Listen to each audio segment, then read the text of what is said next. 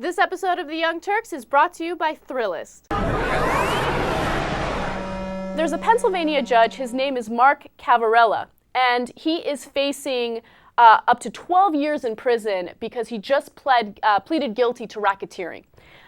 So he is involved in something known as a Kids for Cash scheme.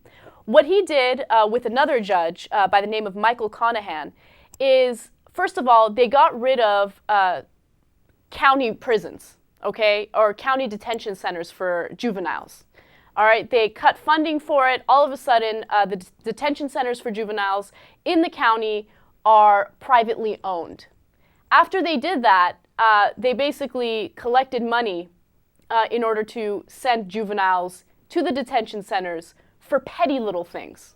Okay. All right. Before Anna, hold on. Before Anna gets into the details of what they sent the kids away for, you might be wondering, how the hell did they get the county juvenile detention center to lock up? One of the ways was not just to try to cut its funding, which they did, but they also refused to send the kids there. They just stopped.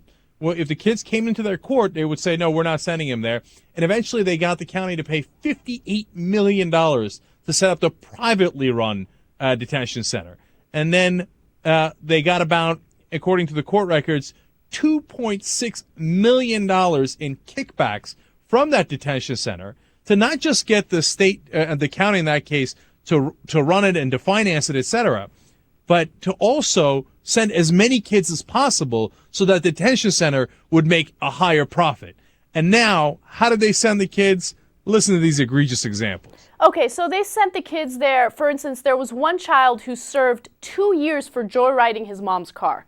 Okay, there was another one who was sentenced. It was a college-bound high school girl who served 3 months in juvenile detention for creating a website that made fun of the assistant principal. There was also a person or a student who was sent to the detention center for stealing nutmeg.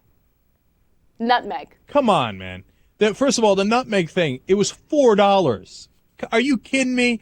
The Joyride case, the mom said that she wanted to teach the kid a lesson by just bringing him in front of a judge. He was a 12-year-old. He didn't have any criminal record. Of course he wasn't going to go away. The guy all of a sudden says, you're gone for 2 years. She was devastated. In one of these cases, the kid was not ready for detention centers. He wasn't anything like that. He didn't have any juvenile problems before.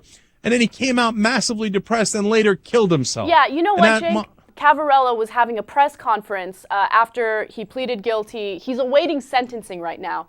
And during the press conference, the mother of that student, her name is Sandy Fonzo, basically went off. And just to tell you why she's so upset, her 17-year-old son was sent to one of these detention centers. He came out. He never fully recovered. He was so depressed that he committed suicide at the age of 23. You need to be. Do you remember me? Do you remember me? Do you remember my son? An all-star wrestler? He's gone. This mother's rage and fury greeted former Judge Mark Ciavarella as he exited court Friday. Ciavarella sent Sandy Fonzo's son to juvenile detention for possession of drug paraphernalia. Years later, he killed himself. Never took a dime to send a kid anywhere. If that was the case, that would have been in this trial. In one reported case, he sentenced a child to 2 years for joyriding in his mom's car. Some of the kids he ordered locked up were as young as 10. In 2009, the Pennsylvania Supreme Court dismissed 4,000 cases Ciavarella handled, saying they had no confidence in his rulings. On Friday, he was found guilty of 12 of 39 charges, including racketeering, money laundering, and conspiracy, but was not charged with extortion. No, you know what he told everybody in court? They need to be held accountable for their actions. You need to be. So his minimum sentence, or he could serve up to 12 years in prison. So, he definitely deserves to spend that time in prison. But the reason why the mother is so upset is the fact that after that press conference, he was able to get in a car, leave, and enjoy time with his own family. She doesn't get that anymore. Her son is gone, and there's nothing that can reverse that. She had an interview with one of the networks. I don't remember which network it was, but she was just talking about how unfair it is that he can do something this terrible, and even the prison sentence is the crime does not fit the punishment. The punishment should have been a million times worse. So, and I agree with her on that. Look, it's amazing what people will do for money, man. it's amazing how sick and grotesque people can be. All those kids' lives that he ruined, those two judges, was it worth it, man? What, you built an addition to your house? What'd you do? You got a fancier car, you piece of shit? You ruin all those kids' lives, you send them away, rob them of years of their life because you wanted a little bit more money, you son of a bitch. All right. Go ahead, Cenk. I mean, come on, man. There's no justice in this country, man.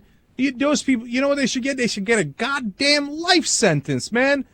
To do that to those kids because you were so effing greedy, you wanted an extra couple of bucks. Man, let me be a judge. Life sentence. You're going to throw away 4,000 kids' lives. God knows how many of those kids shouldn't have been in prison because you wanted more money. We're way too soft on these people. Oh, he was a judge. That makes it a million times worse. Not any better, but you know they get 10 times more respect than the average guy who goes in there and who stole nutmeg for $4. All right, I'm pissed, man. We can't have private detention centers. If we do, this is the kind of stuff you're going to hear about all the time in the news. It's crazy. All right, listen, the private detention centers, when are we going to get it through our thick skulls, man? These people, when you have them doing public services, they're not interested in the public. They're interested in profit. That's the whole point of their existence. And when you say to them, hey, listen, lock up these kids, and the more kids you lock up, the more money you're going to make, obviously that creates an incentive for them to lock up more kids.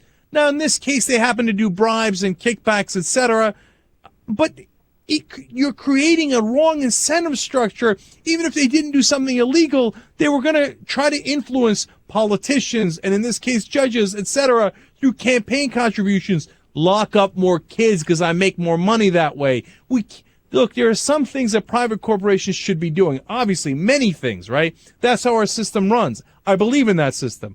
But there are some things that private corporations should not do. When are we going to get that through our thick skull? Because they're not looking out for us. They're looking out for their bottom line. And this is what happens. Kids get crushed. And now we have a new sponsor, Thrillist.